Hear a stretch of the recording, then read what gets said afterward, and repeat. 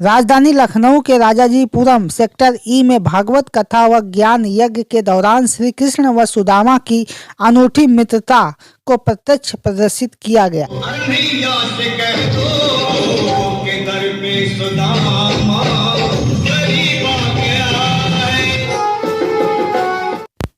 कथावाचक साध्वी ज्ञानी भट्ट ने श्री कृष्ण भगवान की कथा को बड़े ही मार्मिक ढंग से सुनाया, जिससे आए हुए भक्तगण भाव विभोर होकर भजन के दौरान नृत्य करने लगे।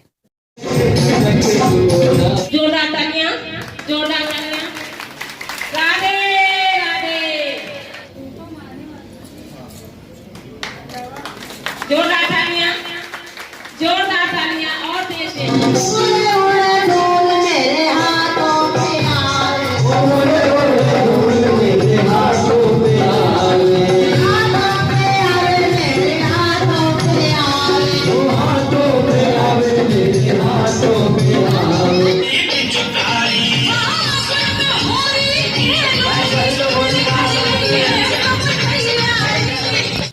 जय मां दुर्गे नारी सेवा समिति की अध्यक्षा सरिता सिंह राणा के आयोजन में भागवत कथा संपन्न हुई।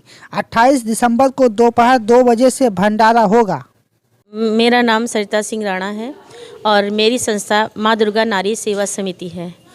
और ये भागवत जो है हम लोगों के क्षेत्र में ये हुआ है और इससे सारे लोग बहुत ही प्रसन्न हैं।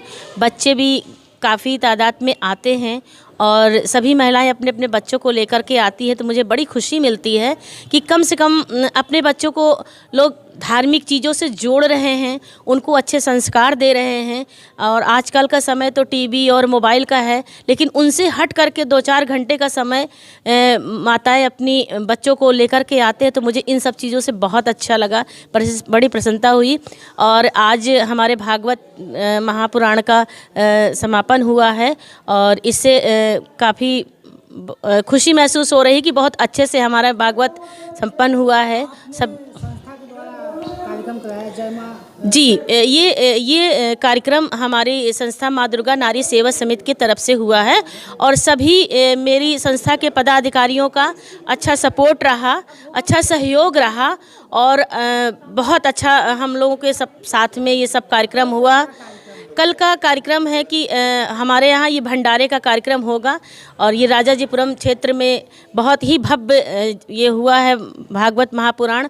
तो कल इसका भंडारे का कार्यक्रम है और हवन का है, तो सभी लोग अच्छी उसमें आएंगे, सब लोग हवन करेंगे, भंडारे का आनंद लेंगे और सब हंसी खुशी अपने प्रोग्राम को राधे राधे।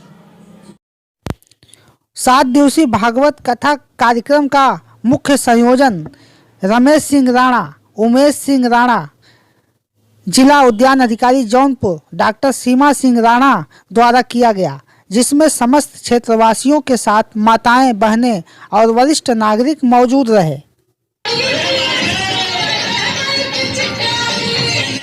सनातन धर्म का इस समय जोरदार असर चल रहा है। हाँ, और ये भागवत जो श्रीमद् भागवत का ये 1 हफ्ते का पारायण किया गया है, इसमें पूरा वृतांत जो है श्री कृष्ण जी के विषय में और इसके पहले जितने भी जन्म भगवान के हुए हैं उनके अवतारों का वर्णन किया गया है। माँ दुर्गा नारी सेवा समिति की तरफ से इस कार्यक्रम का आयोजन किया गया। इस कार्यक्रम के माध्यम से जन जन तक जो सनातन के प्रति जो है भाव जागृत करने के उद्देश्य से इस कार्यक्रम को जो है किया गया है। राम मंदिर की खुशी में ही इस कार्यक्रम का आयोजन किया गया, जिससे जो है जिस दिन राम मंदिर का उद्घाटन होगा उस दिन तो घर घर जो है सुंदरकांड और अखंड पाठ का आयोजन किया जाएगा। घर घर गली गली उस कार्यक्रम का आयोजन होगा और उसमें सभी पूरे जो है विश्व के लोग जो है सम्मिलित होंगे। ये एक बहुत ही भव्य आयोजन, 7 दिन की कथा का आयोजन जो मां दुर्गा नारी सेवा समिति द्वारा किया गया हमारे बहनों द्वारा, उसका लाभ हमारे ये राजाजीपुरम की जनता ने पूरा उठाया और सभी ने उसका पूरा भरपूर सहयोग किया, जिसमें हमारे बड़े भाई रमेश सिंह राणा जी और समस्त उनके कार्य के सभी लोग जो है बढ़ चढ़ के हिस्सा लेके सभी ने सहयोग से इस कार्यक्रम को आज संपन्न किया है। मैं सभी का धन्यवाद देता हूं। मेरा नाम डॉक्टर उमेश सिंह राणा है और मैं मूलतः प्रयागराज का निवासी हूं और मैं पेशे शिक्षक हूं। सबसे पहले मैं आई कनेक्ट न्यूज़ चैनल को धन्यवाद देना चाहता हूं कि ऐसे महत्वपूर्ण समय में जबकि सनातन धर्म का प्रचार प्रसार चरम पर है और ये इस पे आप मतलब समय दे रहे हैं, इसके प्रचार प्रसार में अपना सहयोग दे रहे हैं।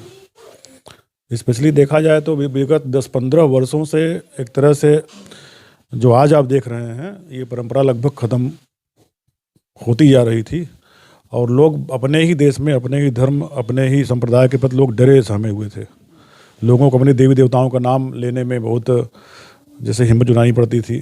स्कूलों में जाने पर चारों तरफ सेंटा क्लास, क्रिश्चियनिटी का प्रचार प्रसार हो रहा था। हमारे बच्चे खुद जो पढ़ने जाते थे तो उनको वहाँ जो भी सभ्यता सिखाई जाती थी, क्रिश्चियनिटी सिखाई जाती थी।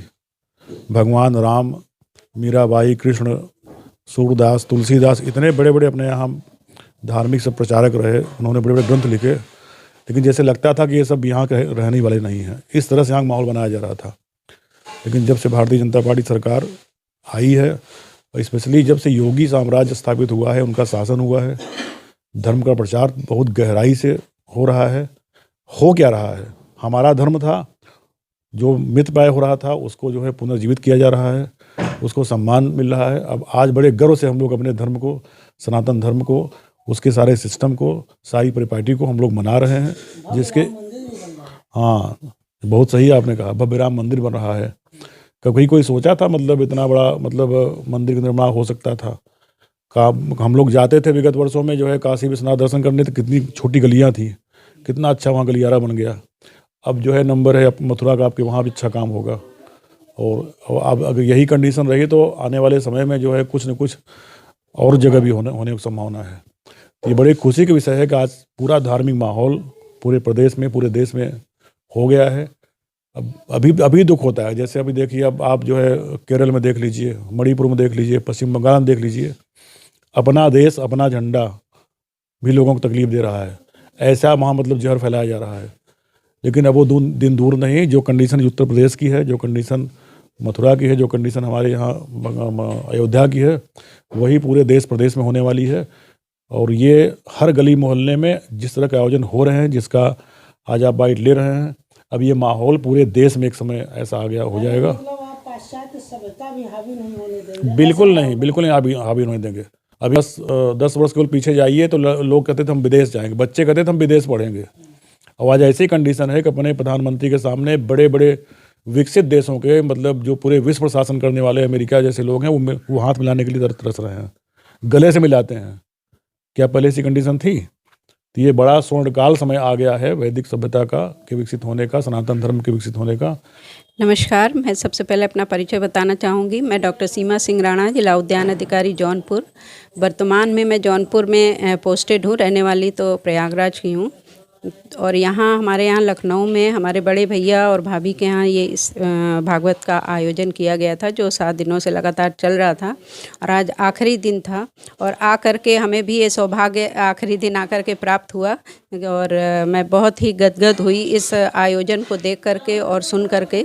बहुत ही अच्छा आयोजन रहा और इसकी बड़ी आवश्यकता है। हमारे समाज में इस तरह के आयोजन हमेशा होते रहना चाहिए, समय समय पर, और वक्त बेवक्त इसको चलते रहना चाहिए। क्योंकि जहाँ हमारी सभ्यता और संस्कृति आजकल के बच्चों में जो देखी जा रही है, पाश्चात्य संस्कृति और सभ्यता का पूरी तरह से एकदम आबो हवा बह रही है। कहीं भी आप देखेंगे आजकल के बच्चों को तो अपने भारतीय जो सभ्यता और संस्कृति थी कहीं ना कहीं दूर दिखाई पड़ती नज़र आ रही है। इसलिए हमें इस तरह के हिंदू संस्कृति को बढ़ावा देना है। हमें हिंदू संस्कृति को, सनातन धर्म को और हमारे रामलीला, रासलीला, जो कृष्ण भक्ति है, रामचंद्र जी की भक्ति है और भागवत गीता है, इसको किसी न किसी तरह, किसी न किसी रूप में हमारे अपने बच्चों में, हमारे स्कूल के विद्यालयों में भी ये संस्कार स्थापित करना होगा। सभी हमारे टीचरों से भी यही अपील हुई कि जो भी विद्यालय में पढ़ा रहे हैं हैं अपने बच्चों में, अपने भी बच्चों में और विद्यालय के भी बच्चों में हमारे हिंदू सभ्यता और संस्कृति को उजागर करें और प्रचार प्रसार अधिक से अधिक करते हुए जो हमारी विदेशी संस्कृति और कल्चर है उसको कहीं दूर हटाने की आवश्यकता है और हमारे भारतीय रंग में इसको रंगने की आवश्यकता है। बिल्कुल होने चाहिए। और आज यहाँ आकर बहुत ही अच्छा लगा। श्रीमद् भागवत गीता का जो आयोजन यहाँ रखा गया था बहुत ही अच्छा आयोजन था और समय समय पर ये सभी को हमें करना चाहिए और जिससे कि हमारे जो आने वाले बच्चे हैं वो भी कुछ सीखें, कुछ समझें कि हमारी भारतीय संस्कृति है क्या। बहुत से बच्चों को ये तक नहीं पता है रावण कौन था और राम कौन है। तो ये कम से कम हमारे बच्चों में इस तरह के आयोजन होंगे। कृष्ण और सुदामा की लीला क्या था, कौन परीक्षित थे, कौन क्या थे, तो ये इस तरह की कहानियाँ सुनाने पहले जो बड़े बूढ़े थे वो कविता कहानी के माध्यम से भी बच्चों को पढ़ाते थे, सुनाते थे। अब वो भी सब समय सब बदल गया है। कोई भी बच्चे अब दादी और दादा और नाना नानी के पास बैठते नहीं हैं इन सब कहानियों को सुनने के लिए या समझने के लिए।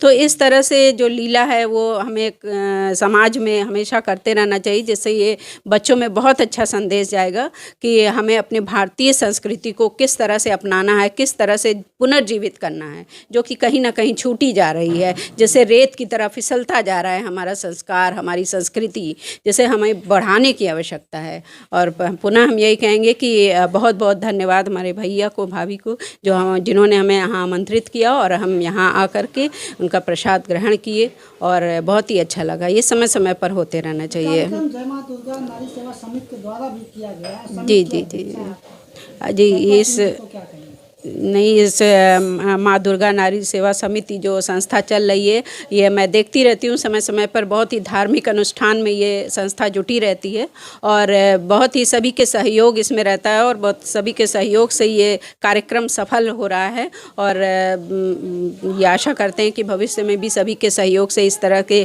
भक्ति के अनुष्ठान कराए जाते रहेंगे और सभी जितना भी हो सकेगा हम सब भी उसमें सहयोग करेंगे और समय समय पर आते रहेंगे। बहुत बहुत धन्यवाद भाभी जी का, सरिता भाभी का भी बहुत बहुत धन्यवाद जो इस दुर्गा नारी सेवा समिति के अध्यक्ष हैं।